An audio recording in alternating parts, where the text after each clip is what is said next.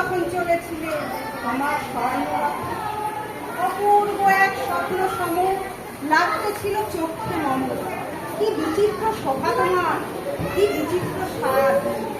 আমি মনে ভাবতেছিলেন এ কোন মহারাজ। আজই শুভক্ষণে রাত পোহালো, ভেবেছিলেন তবে আজ আমারে দাঁড়ে দাঁড়ে ফিরতে লাগলো। বাহির হতে না হতে কাহার দেখা পেলেন তবে।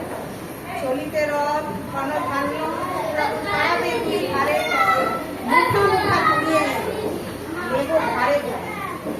দেখি সহসা রথ থেমে যায় আমার কাছে।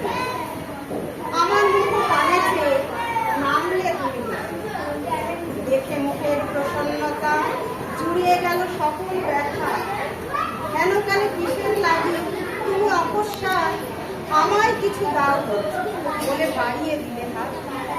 মরে একই কথা রাজাধিরাজ, আমায় দাও শুনে ক্ষণকালের তরে হইল মাথা নিচু। তোমার কি বা অভাব আছে ভিখারি ভিক্ষুকের কাছে? এ কেবল কৌতুকের বসে আমায় প্রবল চলছে।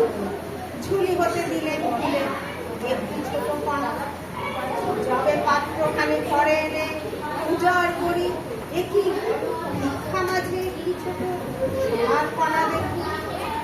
দিলেন যারা ভিখারিরে স্বর্ণ হয়ে উঠিলে, তখন কাঁদি চোখের জলে দুটি নয়ন ভরে।